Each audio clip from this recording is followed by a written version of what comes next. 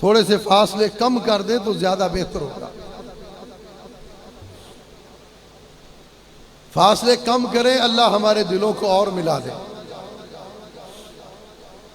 یہ رمضان کا مہینہ برکتوں اور رحمتوں کا خزینہ ہم سے جانے والا ہے.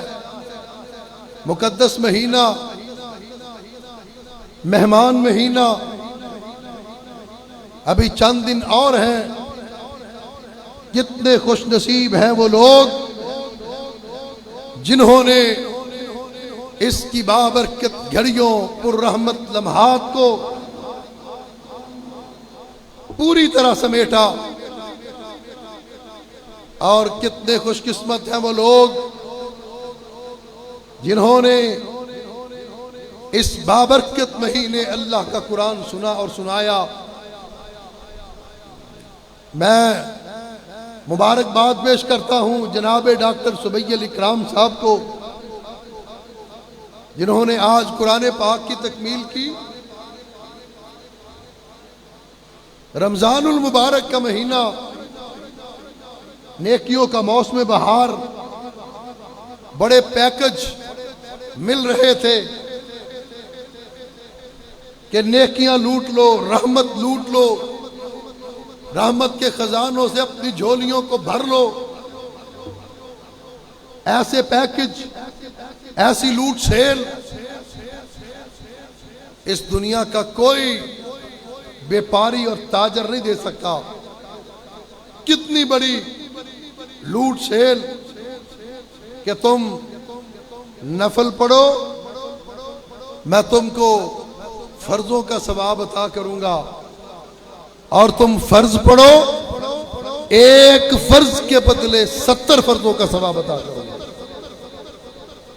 یہ شاپنگ مال کھلے ہیں، وہاں لکھا ہوتا ہے ایک کے ساتھ 2 فری، ایک کے ساتھ 3 فری. یہ مالک کائنات کا دربار ہے، رب کائنات کی رحمتوں کا خزینہ اور مہینہ. یہ اعلان کہتا ہے ایک کے ساتھ 70 فری، ایک کے ساتھ 70 فری. ایک فرض ادا کرو، 70 کا ثواب دوں گا. ہے کوئی دنیا کی تجارت ایسی؟ اس سے بڑی تجارت. اور کتنے خوش قسمت ہیں وہ لوگ جنہوں نے ان لمحات کو سمیٹا، ان برکتوں کو اکٹھا کیا. دعا کریں کہ اس مہینے میں جو کیا، روزے رکھے، عبادت کی، ریاضت کی، تلاوت کی، سخاوت کی، اللہ اپنی بارگاہ کے اندر قبول و منظور فرمائے. یہ رمضان المبارک کا مہینہ، یہ اور قرآن دونوں لازم و ملزوم ہیں. آپ دیکھیں کہ اس مہینے کی کتنی عظمتیں، کتنے فضائل بیان ہوئے. سارا مہینہ آپ سنتے رہے علماء سے کہ یہ مہینہ، اس کا یہ اجر، اس کا یہ ثواب، سحری کے فضائل، افطاری کے فضائل، روزے کے فضائل، روزہ افطار کروانے کے فضائل، سخاوت کے فضائل، عبادت کے فضائل، تلاوت کے فضائل.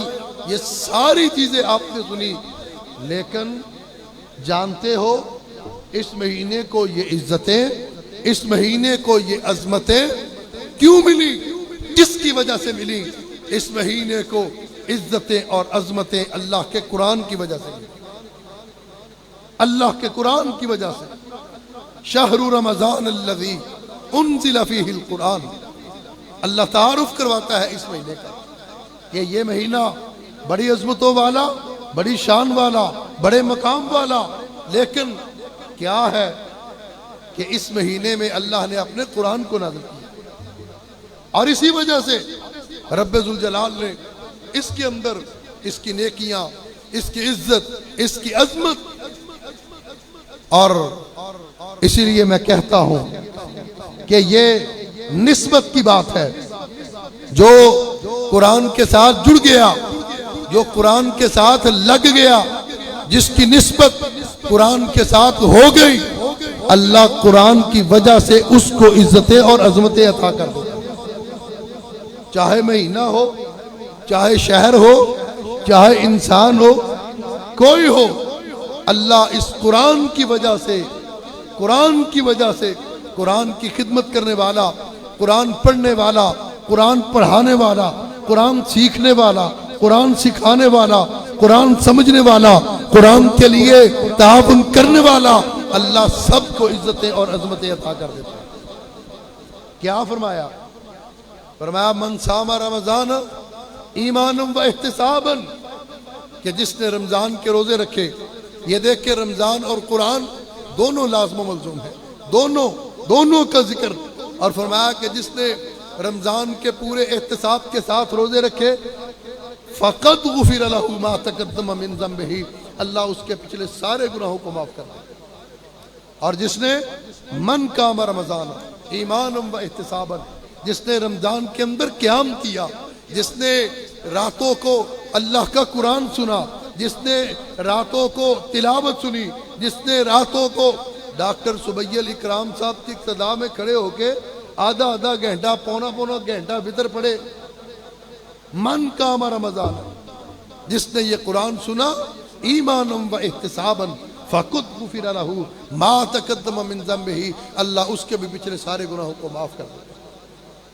یہ رمضان اور قرآن، یہ دونوں مومن کے بارے میں، مسلمان کے بارے میں، ایمان والے کے بارے میں، یہ دونوں قیامت کے دن اللہ سے جھگڑا کریں گے اس کی سفارش کے لیے، اس کی شفاعت کے لیے۔ اور اللہ رمضان المبارک کی سفارش کو بھی قبول کرے گا اور اللہ قرآن کی سفارش کو بھی قبول کرے گا۔ رمضان کی سفارش، قرآن کی سفارش، اللہ ان کی سفارش کو قبول کر کے جس پہ مہر لگی جہنم کی، اللہ اس کو بھی جنت کا سرٹیفکیٹ عطا کر۔ یہ رمضان کا مہینہ۔ اور پھر رمضان المبارک کے اندر انا انزلناہ فی لیلۃ القدر، اللہ نے اس کو لیلۃ القدر میں نازل کیا۔ اور پھر اس قرآن کی وجہ سے لیلۃ القدر کو کیا عظمت ملی۔ وما ادراک ما لیلۃ القدر، آپ تو کیا معلوم، آپ نہیں جانتے کہ یہ لیلۃ القدر کیا ہے۔ لیلۃ القدر خیر من الف شہر، یہ 1000 مہینوں سے افضل رات ہے۔ اس ایک رات کی عبادت، اس ایک رات کی تلاوت، اس ایک رات کی سخاوت اللہ کے ہاں 83 سال سے زیادہ کی محبت ہے اللہ کے ہاں۔ اس رمضان کی وجہ سے، اس قرآن کی وجہ سے رمضان کو عزت ملی، عظمت ملی۔ اس قرآن کی وجہ سے لیلۃ القدر کو عزت اور عظمت ملی۔ اس دنیا کے اندر سب سے افضل پہاڑ طور پہاڑ ہے، سب سے افضل سواری براق کی سواری ہے، سب سے افضل دن جمعے کا دن ہے، سب سے افضل مہینہ رمضان کا مہینہ ہے، سب سے افضل نبی محمد رسول اللہ ہے، اور سب سے افضل کتاب اللہ کا قرآن ہے۔ یہ قرآن بڑی عظمتوں والا، اور ایسی عظمت، ایسی عزت جو اس کے ساتھ جڑ جاتا ہے، لگ جاتا ہے، اس کی خدمت پہ لگ جاتا ہے، جس کی نسبت اس کے ساتھ ہو جاتی ہے، اللہ اس کو بھی عظمت عطا کر دیتا ہے۔ آپ دیکھیں کہ کاغذ کا ٹکڑا عام فیکٹری سے نکلا، چلتے چلتے مارکیٹ میں پہنچا، اس کے رول سے کسی سے رجسٹر بنا، کسی سے کاپی بنی، کسی سے کتاب بنی، لیکن اس کے ایک حصے سے اللہ کا قرآن اس پہ چھاپا گیا، پرنٹ ہوا۔ فیکٹری ایک ہے، کاغذ کا رول بھی ایک ہے، لیکن قرآن کی عزت یہ ہے، قرآن کی عظمت یہ ہے کہ کوئی شخص اس کاغذ کے ٹکڑے کو جس پہ اللہ کا قرآن لکھا ہو زمین پہ نہیں گرنے دیتا، اس کی بے حرمتی نہیں ہونے دیتا، اس لیے کہ اس پہ اللہ کا قرآن لکھا ہو۔ کاغذ کا ٹکڑا جب قرآن کے ساتھ نسبت ہوئی، اللہ اس کاغذ کے ٹکڑے کو بھی عزتیں عطا کر دیتا ہے، اس کاغذ کے ٹکڑے کو بھی عظمتیں مل جاتی ہیں۔ عورتیں جاتی ہیں بازار میں کپڑا خرید، سوٹ بنایا اپنا، اس میں سے کچھ تھوڑا سا پیس بچا، اس سے کیا جی قرآن پاک کا غلاف بنا لو۔ کپڑا ایک ہی مل سے بنا، ایک ہی دکان سے خریدا گیا، اس کے ایک حصے سے میرا اور آپ کا سوٹ بنا، اس کا ایک ٹکڑا بچا، اس ٹکڑے سے قرآن کا غلاف بنا، اور قرآن کے غلاف بننے کے بعد اس کپڑے کے ٹکڑے کی اہمیت یہ ہے، فضیلت یہ ہے، عزت یہ ہے، مقام یہ ہے، شان یہ ہے کہ وہ کپڑے کا ٹکڑا اب اس کو نیچے کوئی نہیں گرنے دیتا۔ کپڑے کے ٹکڑے کو لگنے والا پانی جب دھویا جاتا ہے نالی کے اندر، اس کو گٹر کے اندر گرنے نہیں دیا جاتا۔ کپڑے کا ٹکڑا عام ہے، عام کپڑا بنتا ہے، اس کے ساتھ سوٹ بنتا ہے، دکان بھی ایک ہے، لیکن کپڑے کو عزت ملی، کپڑے کو عظمت ملی، کپڑے کے اس ٹکڑے کو یہ احترام کس وجہ سے ملا؟ اللہ کے قرآن کی وجہ سے اس کو احترام ملا، اللہ کے قرآن کی وجہ سے یہ عزت، یہ احترام، یہ مقام یہ اللہ کے قرآن کی وجہ سے ملا۔ اور یہ اللہ کا قرآن یہ کوئی معمولی کتاب نہیں ہے، یہ کوئی عام کتاب نہیں۔ عام کتاب کو پڑھو، کیمسٹری کو، بایو کو، فزکس کو، میتھ کو ساری رات بیٹھ کے پڑھتے رہو، لیکن یہ قرآن ہے کہ جس کو پڑھو، ایک حرف پڑھو گے اللہ ایک کے بدلے میں 10 نیکیاں عطا کرے گا۔ ایک حرف پڑھو گے اللہ ایک حرف پڑھنے کے بدلے 10 گناہ معاف کر دے گا۔ ایک حرف پڑھو اللہ ایک حرف پڑھنے کے بدلے 10 درجے بلند کر دے گا۔ یہ دنیا کی جتنی بھی کتابیں، جتنی بھی ڈگریاں، یہ جتنے بھی سارا کچھ اللہ کی اس کتاب کے سامنے ان کا کوئی مقام نہیں۔ اور پھر آپ جغرافیہ کی کتاب پڑھ لو، تاریخ کی کتاب پڑھ لو، فزکس پڑھ لو، کیمسٹری پڑھ لو، ایک مرتبہ پڑھو، 2 مرتبہ پڑھو، 3 مرتبہ پڑھو، انسان بور ہو جاتا ہے، اکتانا شروع ہو جاتا ہے۔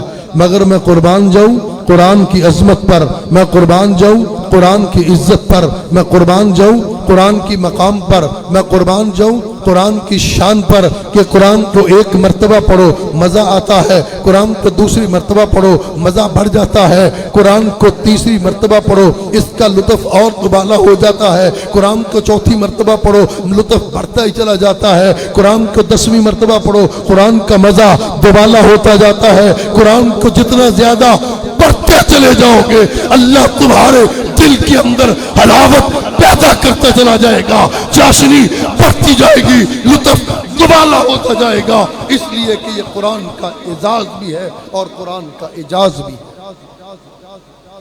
یہ قرآن کا معجزہ ہے۔ دنیا کی کوئی کتاب، بڑے سے بڑی کتاب، اس کو پڑھو، اس کے پڑھنے کا ثواب نہیں۔ کیوں؟ یہ اللہ کی کتاب ہے، یہ قرآن ہے، اور اس لیے کہ یہ اللہ کا کلام ہے۔ یہ لازوال کتاب، بے مثال کتاب، جس کی مثال کوئی نہیں، جس کی مثیل کوئی نہیں، جس جیسی کتاب اس دنیا کے اندر کوئی نہیں۔ کتابیں اور بھی بڑی آئیں، کتابیں اور بھی بڑی اتری، تورات کو دیکھو، انجیل کو دیکھو، زبور کو دیکھو، اور پھر اس کے ساتھ ہندوؤں کی کتاب وید اصغر، وید اکبر، وید اوسطا، ان کتابوں کو دیکھو۔ وہ کتابیں کہاں ہیں آج؟ وہ کتابیں کس حالت میں؟ تورات کس حالت میں؟ انجیل کس حالت میں؟ جس حالت میں تورات نازل ہوئی آج تورات اس حالت میں نہیں ہے۔ جو انجیل 2000 سال پہلے تھی وہ انجیل وہ نہیں ہے۔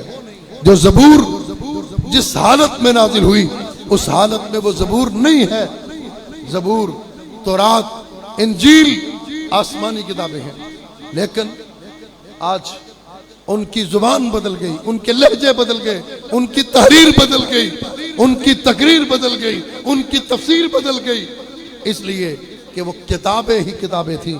اور یہ وہ کتاب، یہ مقدس کتاب کہ جس کی آج تکمیل ہوئی، جس کو آپ نے پورا رمضان سنا، تراویح کے اندر جس کو حضرت قاری صاحب نے پڑھا، حافظ شویل صاحب نے پڑھا، یہ قرآن یہ وہ ہے کہ جس کی حفاظت کا ذمہ کسی حکومت نے نہیں لیا، جس کی حفاظت کا ذمہ کسی ریاستی ادارے نے نہیں لیا، اس کی حفاظت کا ذمہ خود عرش والے رب نے لیا، اللہ نے اس کی حفاظت کا ذمہ لیا۔ اِنَّا نَحْنُ نَزَّلْنَا الذِّكْرَ وَإِنَّا لَهُ لَحَافِظُونَ، کہ ہم نے اس کو نازل کیا اور ہم ہی اس کی حفاظت کرنے والے۔ نازل کرنے والا بھی اللہ اور حفاظت کرنے والا بھی اللہ۔ آج دنیا کے اندر قرآن الحمدللہ اسی طرح محفوظ ہے جس طرح نازل کیا گیا۔ آج دنیا کے اندر جو انجیل پاکستان میں ہے وہ انجیل ہندوستان میں نہیں، جو انجیل امریکہ کے اندر ہے وہ انجیل برطانیہ میں نہیں، جو انجیل سعودی عرب کے اندر ہے وہ انجیل افغانستان میں نہیں۔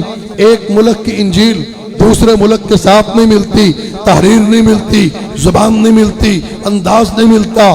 ایک انجیل دوسری کے ساتھ مختلف ہے۔ جو زبور آج ہے وہ 100 سال پہلے نہیں تھی، جو تورات 100 سال پہلے تھی وہ 200 سال پہلے نہیں تھی۔ اللہ کے قرآن کا اعزاز یہ ہے، اللہ کے قرآن کا اعزاز یہ ہے، اللہ کے قرآن کا معجزہ یہ ہے کہ جو قرآن مکے میں نازل ہوا وہی قرآن لاہور میں پڑھا جاتا ہے، جو قرآن مدینے میں نازل ہوا وہی قرآن پاکستان کی ہواؤں اور فضاؤں میں گونجتا ہے۔ جو قرآن 100 سال پہلے تھا آج بھی وہی قرآن ہے، جو قرآن پاکستان میں ہے وہی قرآن سعودی عرب کے اندر ہے، جو قرآن سعودی عرب میں ہے وہی قرآن امریکہ کے اندر ہے، جو قرآن امریکہ کے اندر ہے وہی قرآن افغانستان کے اندر ہے، وہی قرآن بنگلہ دیش میں پڑھا جاتا ہے۔ دنیا کے ہر ملک کے اندر قرآن ایک ہے، ہر شہر کے اندر قرآن ایک ہے، ہر بستی کے اندر قرآن ایک ہے، اس لیے کہ یہ اللہ کی کتاب ہے اور یہ اس کا معجزہ ہے۔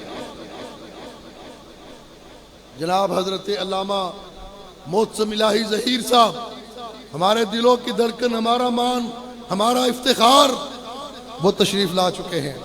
میں بساد احترام ان کی خدمت میں گزارش کروں گا کہ وہ تشریف لائیں، یہاں جلوہ افروز ہوں تاکہ شہید قائد کے بیٹے کو دیکھ کر ٹھنڈ پڑے، یہاں جلوہ افروز ہوں۔ اور پھر یہ قرآن کا اعزاز ہے، یہ قرآن کا معجزہ ہے۔ آج کہا جاتا ہے کہ جی عیسائیوں نے بڑی ترقی کر لی اور مولویوں تم نے کیا کیا؟ مولویوں کو تانے دیے جاتے ہیں، لو جی مولویوں نے کیا کیا جی؟ یہ مولوی، یہ مدرسوں والے، انہوں نے کیا کیا؟ دنیا چاند پہ پہنچ گئی، دنیا نے ستاروں کو مسخر کر لیا، دنیا نے سورج پہ کمندیں ڈال لی۔ میں مانتا ہوں عیسائیت نے بڑی ترقی کی ہے، عیسائیوں نے جناب سورج کو مسخر کر لیا، انہوں نے چاند پہ کمندیں ڈال لی، انہوں نے ستاروں کو مسخر کر لیا۔ میں تسلیم کرتا ہوں یہودیوں نے ایٹم بم بنا لیا، کیمیائی ہتھیار بنا لیے، انہوں نے ٹینک بنا لیے، توپے بنا لیے، جہاز بنا لیے، سڑکیں بنا لی، بلڈنگیں بنا لی، شہر بنا لیے، ساری ترقی کی۔ لیکن میں پوچھنا چاہتا ہوں اس ساری ترقی کے باوجود، اس ساری ٹیکنالوجی کے باوجود، اس ساری سائنس کے باوجود پوری دنیا یہودیت، پوری دنیا عیسائیت تورات اور انجیل کا ایک حافظ بھی تیار کر سکی ہے؟ پوری دنیا مشرق سے لے کر مغرب تک، شمال سے لے کر جنوب تک پوری عیسائیت الٹی لٹک جائے، رب کبریا کی قسم انجیل کا ایک بھی حافظ نہیں دکھا سکتی۔ میں دکھاتا ہوں مسلمانوں کے اندر 10 سال کا بچہ سبتری خریدنے کا پتہ نہیں، 10 سال کا بچہ بس پہ چڑھنے کا پتہ نہیں، الحمد سے لے کر والناس تک قرآن شروع کرے گا، پورے قرآن کے اندر غلطی کوئی نہیں آئے گا۔ یہ قرآن کا اعزاز اور معجزہ۔ تشریف لائے ہیں جناب فرزند علامہ جناب حافظ قیم الہی ظہیر صاحب بھی تشریف لا چکے ہیں، ان سے بھی گزارش ہے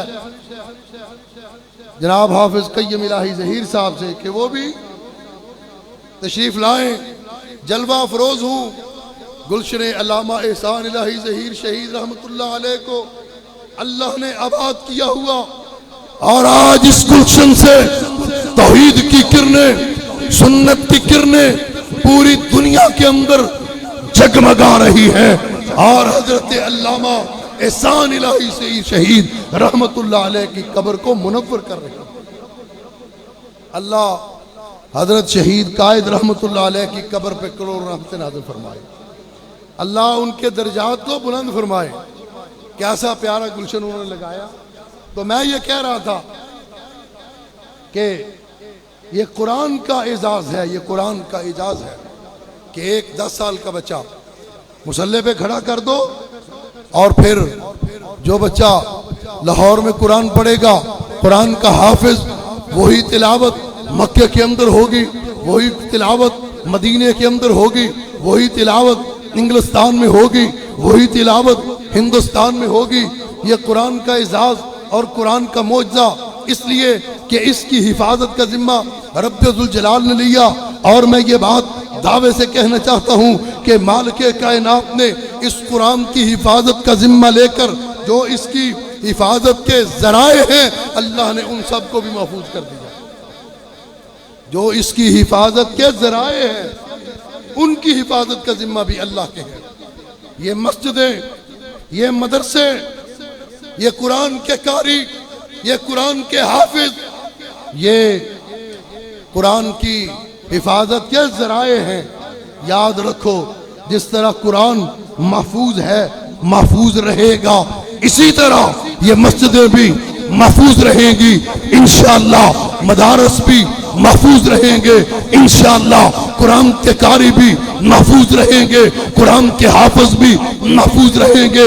امریکہ، برطانیہ، IMF، ورلڈ بینک، پوری یہودیت، ساری نصرانیت اکٹھی ہو جائے تب بھی انشاءاللہ قیامت کی صبح تک یہ مسجدیں آباد رہیں گی، مدرسے بھی آباد رہیں گے انشاءاللہ، یہ آباد رہیں گے۔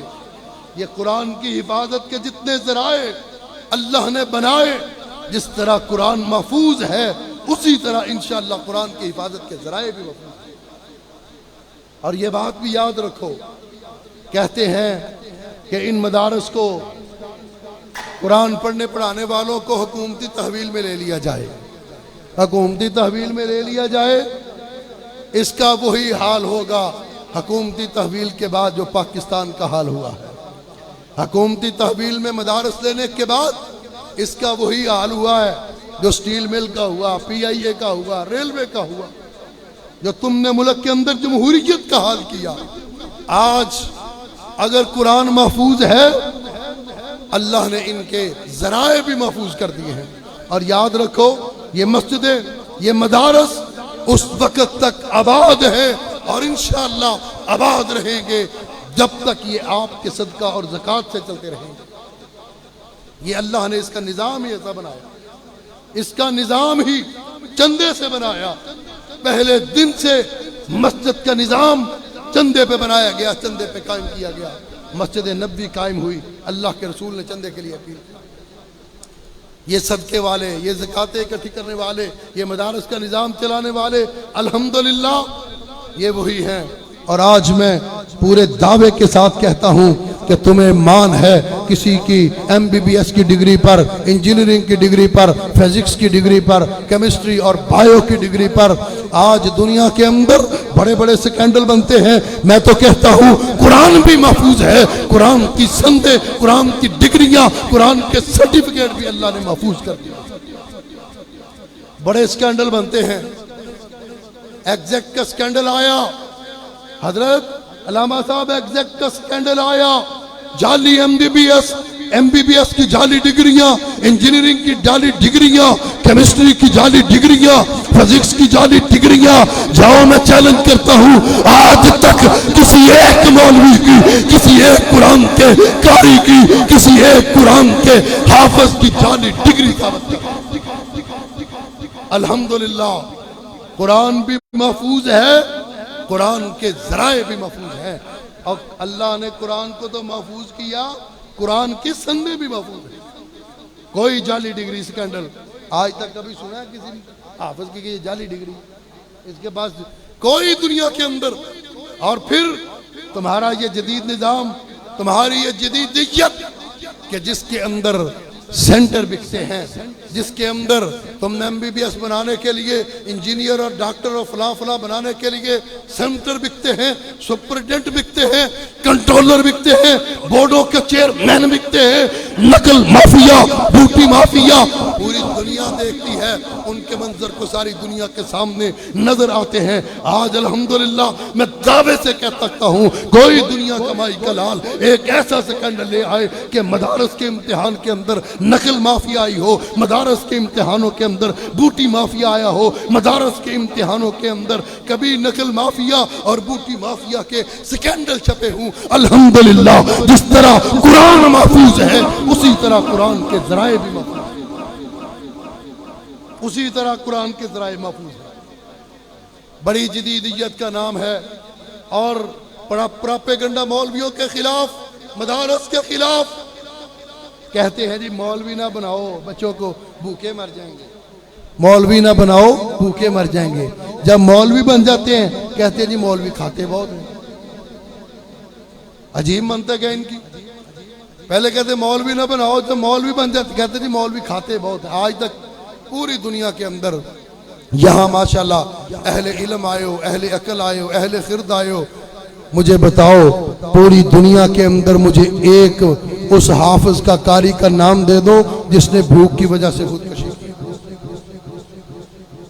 किसी एक का नाम खुदकुशी करने वाला कुरान का कारी हो, खुदकुशी करने वाला कुरान का हाफिज हो, नहीं मिल सकता।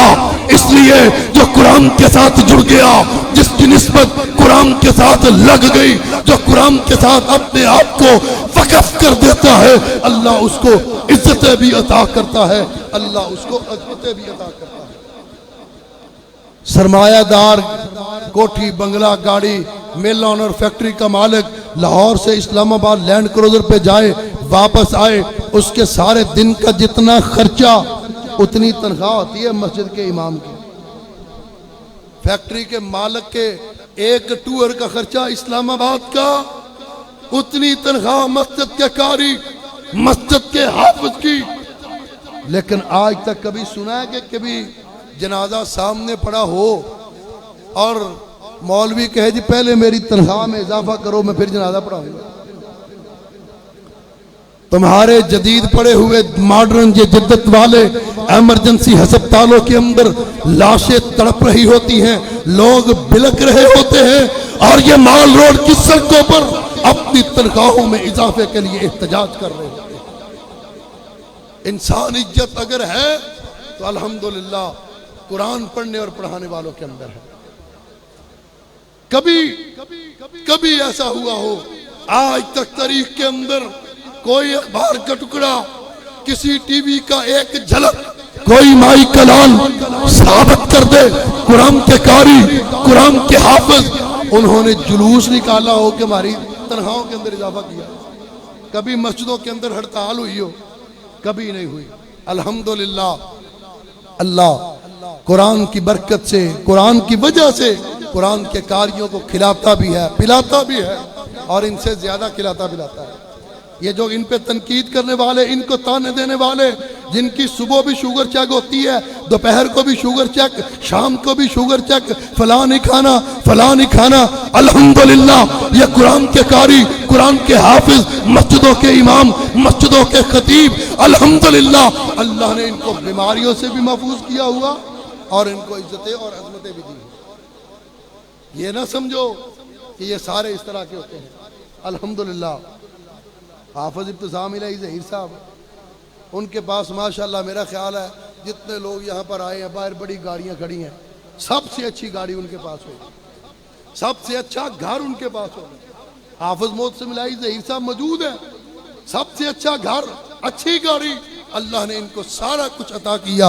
रब्बना आतिना फिद दुनिया हसना व फिल आखिरती हसना, इसका अज़र मजहर देखना है।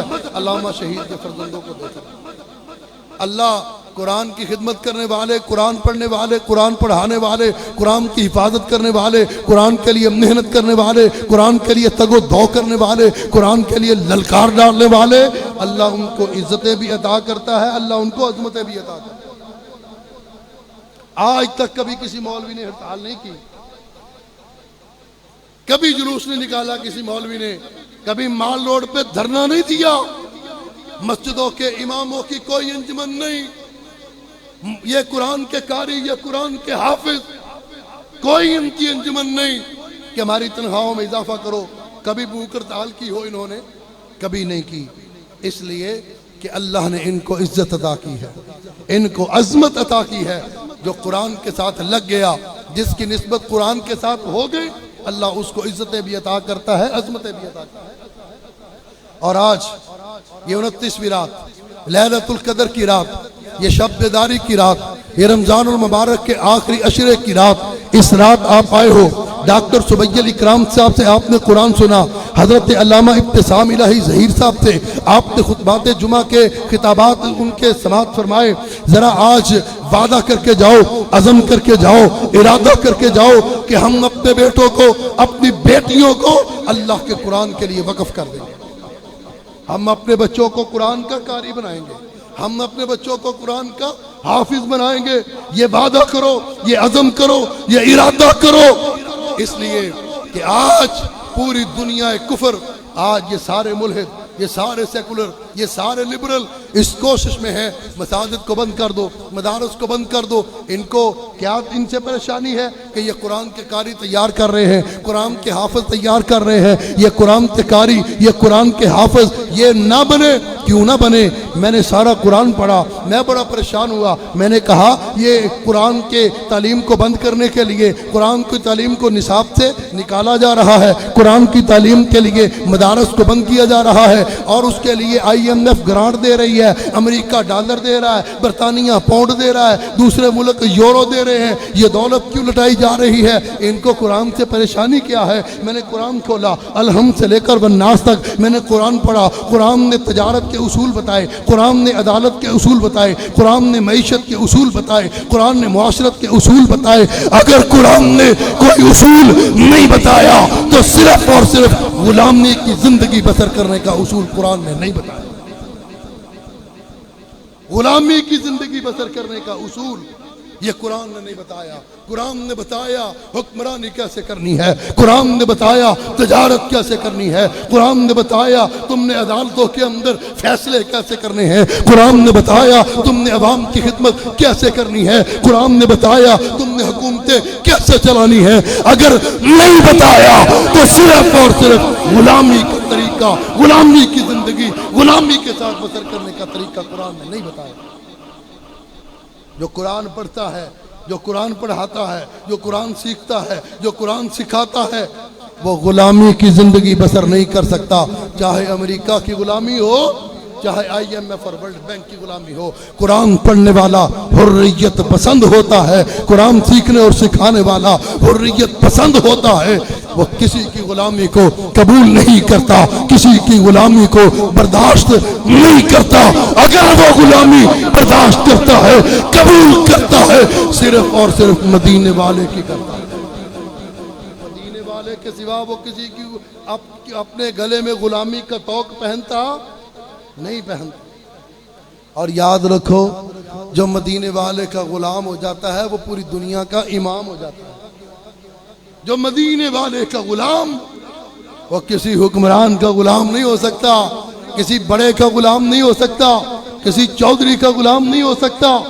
جو مدینے والے کا غلام، وہ ساری دنیا کا امام ہوتا ہے، اس کے اندر امامت اور قیادت کی صلاحیت اور اہلیت پیدا ہوتی ہے۔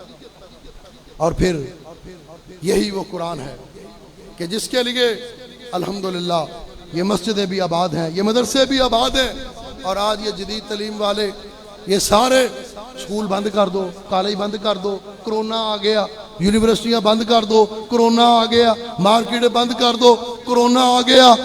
ایک یہ علماء تھے، یہ قرآن کے قاری، یہ قرآن کے حافظ الحمدللہ، جو حضرت علامہ ابتسام الہی ظہیر حافظہ اللہ کی قیادت میں اعلان کرتے رہے کہ مسجدیں بند نہیں ہوں گی، تمہارے کالج بند، یونیورسٹیاں بند، اکیڈمیاں بند، سکول بند، اور کرونا سے ڈر کے تم بھاگ گئے، سارا کچھ تم نے بند کر دیا، اور الحمدللہ مسجدیں کھولنے کی اگر ضد کرتے رہے تو قرآن کے قاری اور حافظ کرتے رہے۔ ان کو شیلڈیں ملنی چاہیے، ان کو اعزاز ملنے چاہیے کہ یہ ہے فرنٹ کے سپاہی، یہ ہے فرنٹ کے سپاہی جو کرونا کے خلاف بھی لڑ رہے ہیں، کرونا کی موجودگی میں جنہوں نے مسجدیں بند نہیں کی، جنہوں نے مدرسے بند نہیں کیے۔ اور الحمدللہ میں یہ بھی اس بات کا بھی اظہار کرنا چاہتا ہوں، آج سنیں حضرت علامہ معتصم الہی ظہیر صاحب ہمارے سرپرست ہیں مرکزی جمعیت اہل حدیث کے، ان کی موجودگی کے اندر اس بات کا بھی اظہار کرنا چاہتا ہوں کہ الحمدللہ مولوی بھوکا سوئے، مولوی زیادہ کھا کے سوئے، کبھی فجر کی اذان لیٹ ہوئی نہیں ہوئی، آندھی ہو طوفان ہو بارش ہو، بجلی چمکے بارش برسے، گرمیوں کی دوپہر ہو گرمیوں کی عصر ہو، کبھی مسجد کے اندر اللہ اکبر کی صدا لیٹ ہوئی ہے، کبھی نماز لیٹ ہوئی۔ دنیا کا سب سے منظم ترین نیٹ ورک مسجدوں کا نیٹ ورک ہے، دنیا کا سب سے مضبوط ترین نیٹ ورک مسجدوں کا نیٹ ورک ہے، جو منظم بھی ہے فعال بھی ہے، جس نے کبھی اذان لیٹ نہیں ہونے دی، نماز لیٹ نہیں ہونے دی، اور آندھی طوفان ہر قسم کا مقابلہ کرتے ہوئے، کرونا آ جائے، وبا آ جائے، مصیبت آ جائے، زلزلہ آ جائے، آفت آ جائے، ہر آفت کی موجودگی میں الحمدللہ اذان وقت پہ ہوتی ہے، صدا وقت پہ بلند ہوتی ہے، اور نماز وقت پہ ہوتی ہے۔ میں کہنا چاہتا ہوں اگر تم چاہتے ہو کہ حکومت بھی منظم ہو، حکومت کا نظام بھی منظم ہو، حکومتوں کے اندر بھی ڈسپلن آئے، اپنی حکومتیں ان مولویوں کے سپرد کرو، یہ حکومت مولویوں کے سپرد کرو، پھر تمہیں پتہ چلے کہ منظم نظام کیا ہوتا ہے۔ الحمدللہ آج یہ سارے یہ کرپشن کا الزام لگانے والے، یہ ان کے اپنے یہ سارے کرپشن کے گڑھ بنے ہوئے، یہ کرپشن کی فیکٹریاں بنی ہوئی۔ اور یاد رکھو، کوئی لوگوں کو تانے دیے جاتے ہیں، پروپیگنڈا کیا جاتا ہے، فرقہ واریت ہے، فرقہ واریت ہے، کوئی فرقہ واریت نہیں ہے، کوئی فرقہ واریت نہیں ہے ملک کے اندر۔ اس وقت اگر فرقہ واریت ہے تو سیاسی فرقہ واریت ہے، مذہبی فرقہ واریت پورے ملک کے اندر نہیں ہے، سیاسی فرقہ واریت ہے۔ کیا 12 مئی کو کراچی کے اندر جو سینکڑوں لوگ قتل ہوئے وہ مذہبی فرقہ واریت تھی؟ بلوچستان کے اندر جو امن نہیں ہوا کیا وہ مذہبی فرقہ واریت ہے؟ تم اسمبلیوں کے اندر، پارلیمنٹ کے اندر ایک دوسرے کے گریبان پکڑتے ہو، ایک دوسرے پہ گالی اور تیر چلاتے ہو، کیا وہ مذہبی فرقہ واریت ہے؟ اس وقت پاکستان انتشار ہے سیاسی فرقہ واریت کا۔ اس وقت پاکستان، اگر پاکستان ہے، پاکستان کے اندر انتشار ہے تو سیاسی فرقہ واریت کا انتشار ہے۔ لہذا مدارس کو مضبوط کرو، مساجد کو مضبوط کرو، یہ اسلام کے کلے ہیں، یہ اسلام کی چھاؤنیاں ہیں، یہ مساجد اسلام کی چھاؤنیاں اور یہ مدارس اسلام کے کلے ہیں۔ اللہ نہ کرے، اللہ نہ کرے، اللہ نہ کرے ملک پاکستان پہ برا وقت آیا، یہ لبرل مافیا، یہ لنڈے کا مافیا، یہ سیکولر، یہ ملحد بھاگ جائیں گے اور دشمن کے ٹینکوں کے سامنے بم باندھ کے لیٹنے والے اگر تمہیں ملیں گے، قرآن کے قاری ملیں گے، قرآن کے حافظ ملیں گے، مدارس کے طلبہ ملیں گے، اس لیے کہ مدارس کے طلبہ ہی پاکستان کے ساتھ مخلص ہیں، مدارس کے طلبہ ہی اسلام کے ساتھ، اسلام کے پاکستان کے چوکیدار یہ لوگ ہیں۔ سیاستدان حکومت سے باہر نکل جائے تو ملک کے خلاف باتیں شروع کر دیتا ہے۔ وہ کتنے سیاستدان ہیں کہ جن کی قبریں امریکہ کے اندر، برطانیہ کے اندر، اور مولویوں کی الحمدللہ قبریں بھی پاکستان میں ہیں۔ یہ پاکستان میں پیدا ہوئے، یہ پاکستان کی مٹی ہے، اور انشاءاللہ ملک پاکستان کا دفاع بھی علماء کریں گے، مدارس کریں گے، مساجد کریں گے۔ آخری بات کہتا ہوں کہ اللہ نے تورات کی حفاظت کا ذمہ کیوں نہیں لیا، انجیل کی حفاظت کا ذمہ کیوں نہیں لیا؟ آخری بات میں عرض کر کے انشاءاللہ اجازت چاہوں گا، اس کے بعد حضرت علامہ معتصم الہی ظہیر صاحب انشاءاللہ عالمانہ، عاملانہ، ادیبانہ، خطیبانہ، نقیبانہ، محققانہ، مفسرانہ انشاءاللہ آپ سے خطاب فرمائیں گے۔ ساری کتابیں، بات یہاں سے شروع ہوئی کہ تورات بھی آسمانی کتاب، انجیل بھی آسمانی کتاب، زبور بھی آسمانی کتاب، لیکن ان کی حفاظت کا ذمہ اللہ نے نہیں لیا۔ کیوں نہیں لیا؟ اس لیے کہ زبور کتاب ہے، حضرت داؤد علیہ السلام کی زندگی نہیں، تورات کتاب ہے، موسیٰ علیہ السلام کی سیرت نہیں، انجیل کتاب ہے، حضرت عیسیٰ علیہ السلام کی سیرت نہیں۔ میں قربان جاؤں قرآن کی عظمت پر، قرآن کی رفت پر، قرآن کی شان پر کہ جو کتاب خدا بھی ہے، کلام خدا بھی ہے اور سیرت مصطفیٰ بھی ہے۔ اس کی حفاظت کا ذمہ اس لیے لیا کہ یہ سیرت مصطفیٰ بھی ہے۔ اور سیرت مصطفیٰ کیسے ہے؟ آؤ ذرا قرآن کھولیں۔ قرآن کھولتا ہوں، میں نے کیا دیکھا؟ میرے پیارے نبی صلی اللہ علیہ وسلم کے چہرے کا ذکر آیا، قرآن نے والضحیٰ کہہ دیا۔ نبی کی زلفوں کا ذکر آیا، قرآن نے واللیل کہہ دیا۔ نبی کے ہونٹوں کا ذکر آیا، قرآن نے لا تحرک بہ لسانک لتعجل بہ کہہ دیا۔ نبی کی زبان کا ذکر آیا، قرآن نے وما ینطق عن الہویٰ کہہ دیا۔ نبی کے دائیں ہاتھ کا ذکر آیا، قرآن نے ید اللہ فوق ایدیہم کہہ دیا۔ نبی کے بائیں ہاتھ کا ذکر آیا، قرآن نے ما رمیت اذ رمیت کہہ دیا۔ نبی کی گردن کا ذکر آیا، قرآن نے الذی انقض ظہرک کہہ دیا۔ نبی کے سینہ بے کینہ کا ذکر آیا، قرآن نے الم نشرح لک صدرک کہہ دیا۔ نبی کے نام نامی اسم گرامی کی بات آئی، قرآن نے محمد الرسول اللہ کہہ دیا۔ نبی کے دین اسلام کی بات آئی، قرآن نے ان الدین عند اللہ الاسلام کہہ دیا۔ نبی کی بعثت کا ذکر آیا، قرآن نے ربنا وابعث فیہم رسولا کہہ دیا۔ نبی کے ظہور کا ذکر آیا، قرآن نے هو الذی ارسل رسولہ بالہدیٰ کہہ دیا۔ نبی کی رحمت کا ذکر آیا، قرآن نے وما ارسلناک الا رحمۃ للعالمین کہہ دیا۔ نبی کے اخلاق کا ذکر آیا، قرآن نے انک لعلی خلق عظیم کہہ دیا۔